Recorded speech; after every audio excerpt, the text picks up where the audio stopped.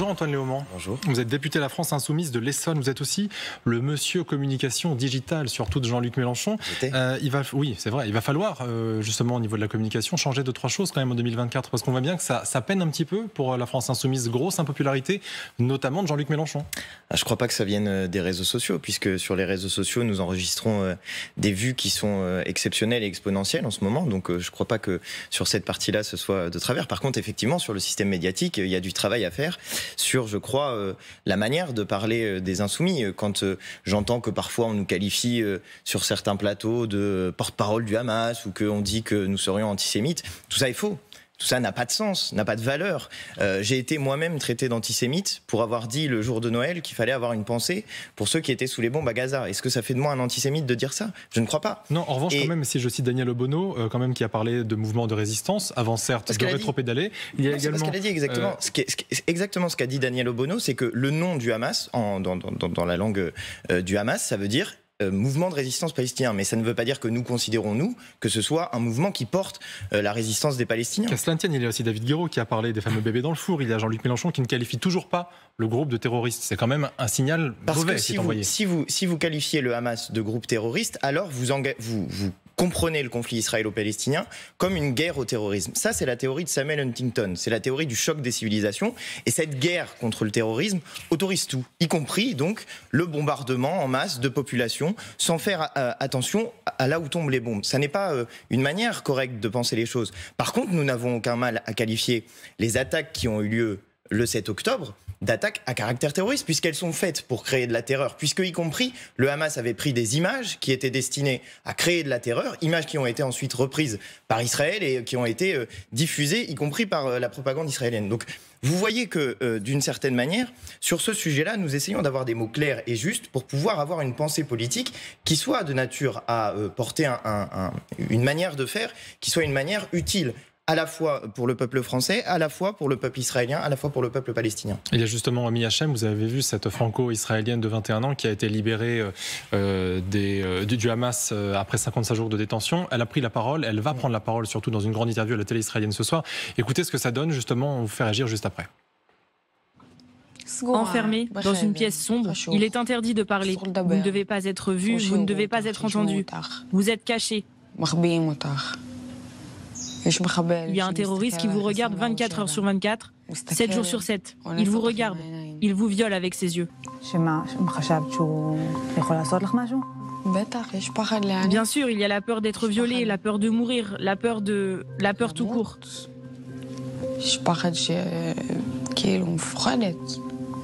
J'étais dans sa maison, la maison de sa famille. Sa femme était à l'extérieur de la pièce avec les enfants. C'est la seule raison pour laquelle il ne m'a pas violée. Il est probable que si nous étions seuls, sa femme détestait le fait que lui et moi soyons dans la même pièce. Elle détestait ça. Alors elle jouait avec moi. Vous savez, par exemple, elle nous apportait des repas. Donc elle lui en apportait à lui et m'en apportait pas. Un jour, 2 jours, 3 jours, je ne mangeais pas. Elle jouait avec moi.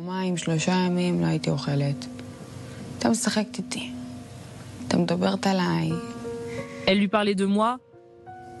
Vous savez, toutes sortes de déclarations comme ses cheveux ne sont pas vrais, vous savez, en arabe. Antoine Léaumont, quand vous entendez ça, est-ce que vous ne vous dites pas quand même qu'LFI devrait condamner davantage, avec beaucoup plus de fermeté, les actions du Hamas, ce qui n'a jusque-là pas été fait? D'abord, je me réjouis du fait que cet otage ait été libéré. Il y en a encore plusieurs dizaines qui sont en captivité et j'espère qu'ils seront libérés.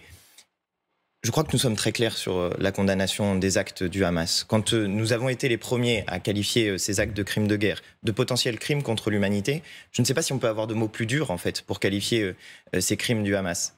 Voilà. Déjà peut-être qualifier ce groupe de terroristes dans n'importe quelle condition. Alors, je vous répète encore une fois, si nous qualifions le Hamas de groupe terroriste, et uniquement de groupe terroriste, cela veut dire alors qu'il est possible de faire à peu près n'importe quoi, parce que le cadre d'une guerre contre le terrorisme, c'est des cadres qu'on a déjà vécus et où vous ne respectez aucune des règles du droit international. Or, ça n'est pas le cas. Je veux dire, avant l'attaque du 7 octobre, préexiste une situation de conflit entre Israël et la Palestine. Cette situation, elle préexiste depuis de nombreuses années. Si vous mettez le Hamas simplement derrière le mot Hamas, groupe terroriste, alors vous n'avez plus la possibilité d'avoir une lecture d'ensemble de ce qui s'est passé dans ce conflit. On va revenir à Jean-Luc Mélenchon, si vous le voulez bien, parce que quand même, dans un dernier baromètre mensuel Elab pour les Échos, 17% des Français seulement ont une bonne image de lui, une image positive. Alors quand même, est-ce qu'il ne faut pas un peu à un moment se dire qu'on va redescendre en pression vis-à-vis du discours? Parce qu'on a beaucoup entendu en ce moment, c'est ce qu'on dit beaucoup sur les plateaux de télévision, la fureur et les cris, c'est ce qui revient quand on essaie d'analyser le discours et la méthode Mélenchon. Est-ce qu'il y a un problème avec ça? Est-ce que c'est ça qui commence peut-être à lasser?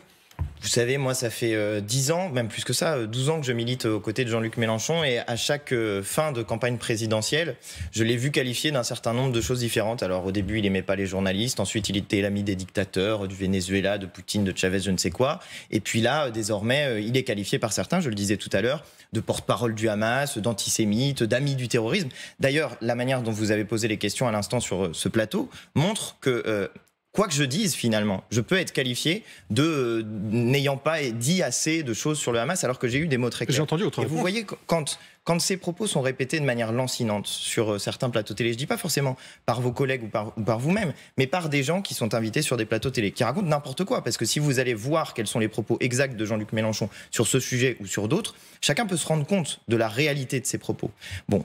Quand des propos sont déformés de manière systématique sur des plateaux télé, alors finit par s'installer l'idée chez les personnes qui regardent la télévision que effectivement Jean-Luc Mélenchon serait une personne trouble un petit peu. Mais ça n'est pas le cas. D'accord, mais là, il y a une clarté, pour l'opinion. Il y a une clarté. Oui, ben je comprends bien, mais une partie de l'opinion est informée par les médias, regarde les médias et se base sur les médias pour avoir cette information-là. C'est pour ça que tout à l'heure, quand vous m'avez posé la question sur les réseaux sociaux, je vous dis il y a un certain nombre de personnes qui désormais viennent chercher l'information directement à la source. Est-ce que ce sont les mêmes personnes que celles qui répondent à des questionnaires en ligne auto-administrés? Je n'en suis pas sûr, parce que c'est comme ça que sont faits les sondages. Des questionnaires en ligne auto-administrés. Ben, si vous voulez, on va venir dans ma circonscription et puis vous me présenterez les gens qui, dans ma circonscription, répondent aux questionnaires en ligne auto-administrés. Parce que moi, j'en connais pas pour l'instant. Et donc, l'image qui est donnée de Jean-Luc Mélenchon dans un certain nombre d'études d'opinion, dans un certain nombre de médias, ne correspond pas à ce que moi, je vis sur le terrain et à la manière dont les gens, notamment, me remercient ou nous remercient collectivement de tenir bon. Tenir bon sur à peu près tous les sujets. Et certains, alors je ne dis pas que c'est tout le monde et je comprends que certaines personnes ne soient pas d'accord avec nous, mais certains nous disent heureusement que vous êtes là parce que sinon il n'y aurait plus personne pour défendre un certain nombre de positions. Moi ça me rend très fier, voyez-vous.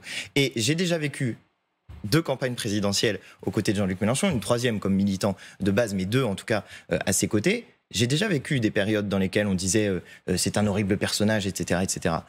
Bon, bah ça l'a pas empêché de progresser à chaque élection présidentielle. Est-ce qu'il vous arrive de boire une bière avec Jean-Luc Mélenchon?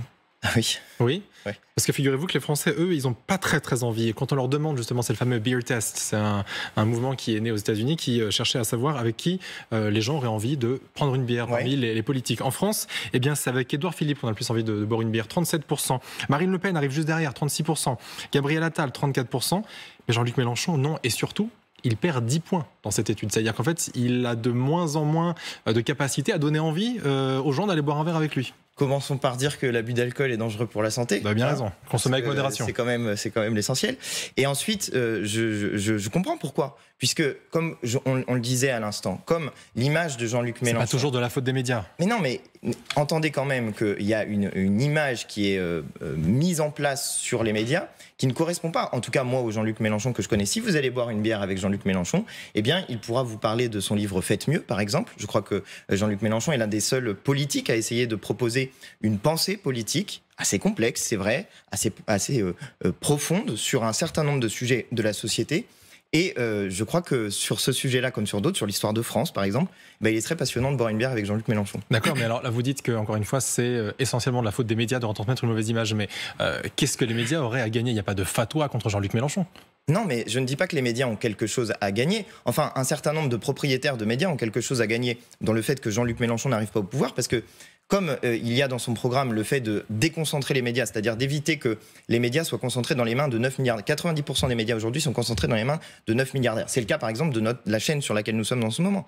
C'est une chaîne détenue par Bouygues qui est un milliardaire. Donc vous estimez qu'aujourd'hui sur LCI, on n'est pas... Non, j'estime que le propriétaire de votre chaîne n'a pas intérêt au fait que Jean-Luc Mélenchon arrive au pouvoir. Mais le propriétaire n'intervient pas dans notre ligne. C'est pas lui qui nous dit quoi dire au sujet de Jean-Luc Mélenchon ou autre Très bien, politique. Excellent. J'estime qu'un certain nombre de journalistes, effectivement, n'ont pas non plus intérêt à ce que Jean-Luc Mélenchon arrive au pouvoir en raison du fait, par exemple, que nous proposons que ceux qui gagnent plus de 4 000 € par mois payent davantage d'impôts, que ceux qui gagnent moins de 4 000 € par mois payent moins d'impôts. D'accord ? Donc ça, il y a un certain nombre de personnes sur des plateaux télé qui sont payées bien plus cher que les gens qui sont en régie, par exemple, qui n'ont pas intérêt, qui sont ceux qui sont sur les plateaux télé, qui n'ont pas intérêt à ce que Jean-Luc Mélenchon arrive au pouvoir et qui probablement n'ont pas voté pour Jean-Luc Mélenchon aux 2 dernières ou aux 3 dernières élections présidentielles. Donc oui, il y a des intérêts de classe qui existent et qui font qu'un certain nombre de personnes n'ont pas intérêt à ce que Jean-Luc Mélenchon arrive au pouvoir et qui donc, d'une certaine manière, se prétendant neutres et objectifs la plupart du temps, ont une parole qui ne l'est pas.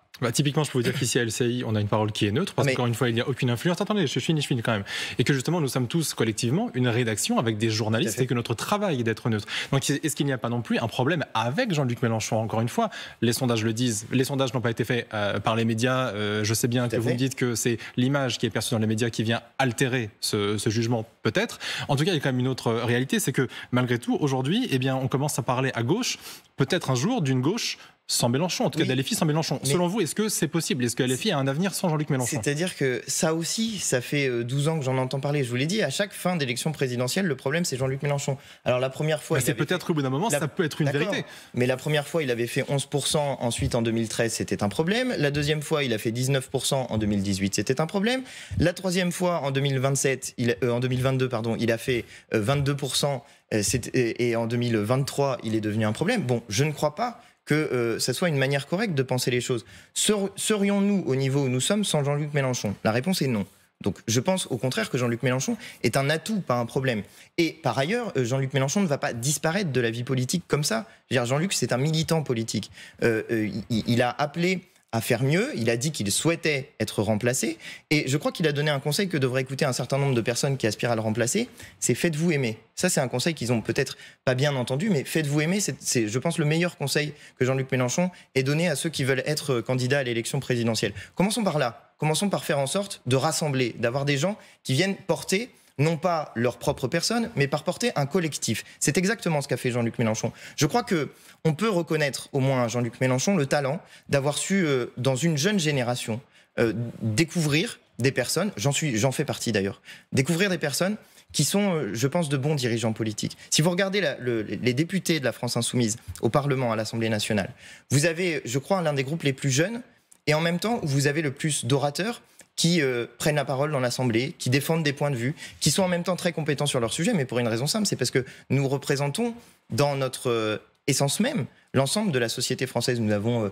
des profs, nous avons des gens qui travaillaient dans le secteur agricole, nous avons un chauffeur de taxi, nous avons plein de profils et de métiers qui sont représentés dans la France Insoumise. Je crois que c'est l'un des talents de Jean-Luc Mélenchon d'avoir fait émerger cette jeune génération de députés. Les derniers sondages montrent qu'au moins 50% des Français sont satisfaits de la loi immigration telle qu'elle est actuellement, telle qu'elle a été voter. Donc, est-ce que c'est dur pour vous d'accepter que cette loi immigration qui penche du côté du RN, tout le monde s'accorde à le dire, le RN surtout qui dit que c'est une victoire idéologique, pour vous c'est dur à accepter de voir qu'en fait on est plus aujourd'hui peut-être dans le camp français, plus à droite qu'on est LFI ? Je ne crois pas. Disons que je pense que sur l'immigration, il y a beaucoup de préjugés, en réalité. Beaucoup d'images qui sont fausses. Par exemple, les gens surestiment largement le nombre d'immigrés en France. Donc évidemment, si vous surestimez le nombre d'immigrés en France, les gens pensent que, par exemple, il y a 30% d'immigrés en France, si vous faites un sondage dans la population française. Or, ce chiffre est faux. Sondage qui a été fait ? Oui, un sondage qui a été fait. Et qui a été fait en même temps pour demander aux gens ce qu'ils pensaient de l'immigration. Donc vous voyez bien que si vous surestimez le nombre d'immigrés en France, vous pouvez aussi surestimer le rôle ou l'impact de l'immigration. Par ailleurs, je pense qu'il y a eu pendant longtemps, et y compris, il faut peut-être en prendre notre part à gauche, une manière de parler de l'immigration qui est...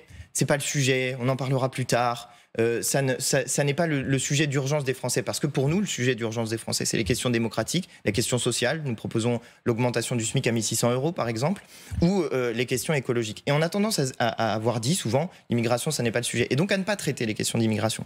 Or, il faut que, je pense, les Français aujourd'hui entendent que l'immigration n'est pas un risque, n'est pas un problème, que notre pays s'est construit par l'immigration. J'en suis le fruit, par exemple. Je suis le descendant d'immigrés belges et italiens, d'accord ?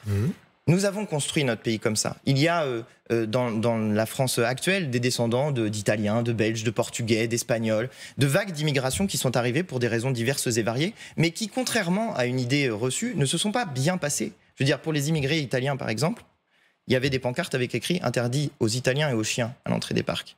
Voilà comment ça se passait à l'époque. Il y avait des ratonnades contre les Belges. Voilà comment ça se passait à l'époque.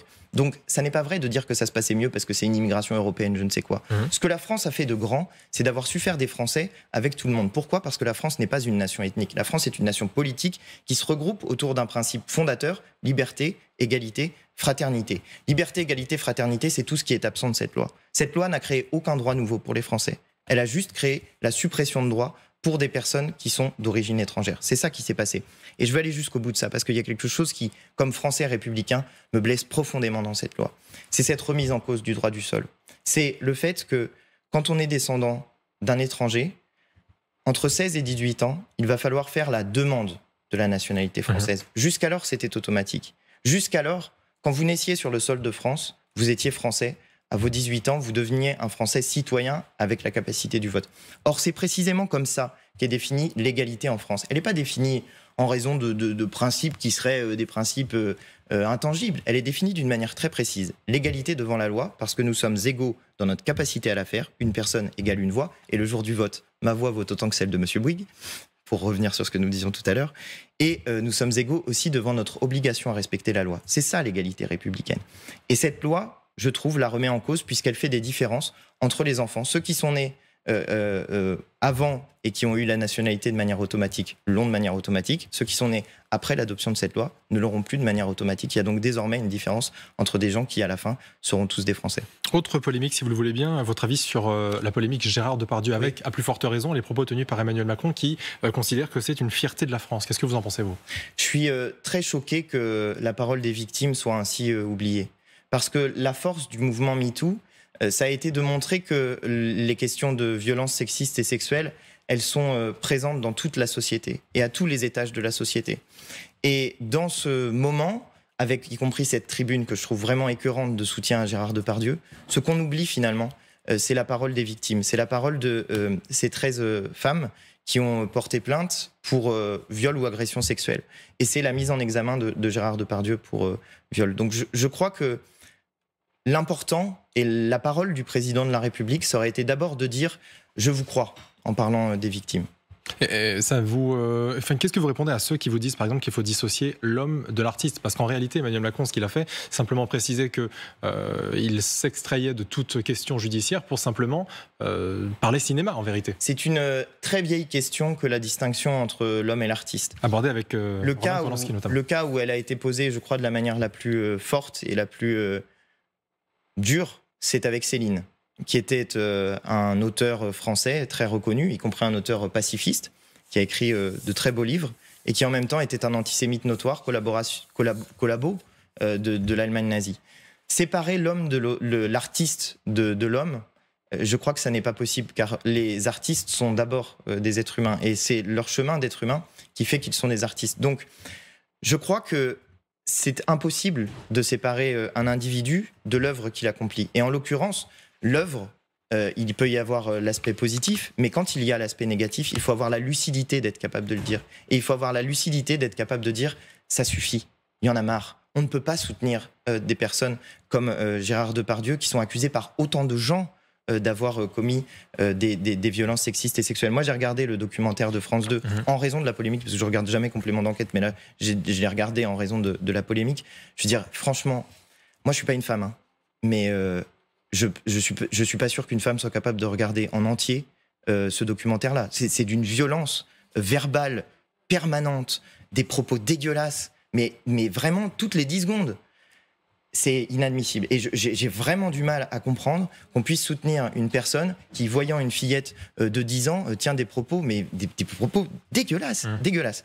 Donc moi, vraiment, j'ai absolument aucun soutien pour Gérard Depardieu. Ça n'empêche pas de bien aimer ses films, ça n'est pas ça le souci. Mais maintenant, il faut qu'il y ait une prise de conscience dans le milieu du cinéma que ça suffit d'avoir cette impunité vis-à-vis de quelqu'un qui tient ce genre de propos et qui, de toute évidence, tient aussi ce genre de comportement avec des femmes. Merci beaucoup Antoine Léaumont d'avoir été notre invité politique ce matin en direct sur LCI.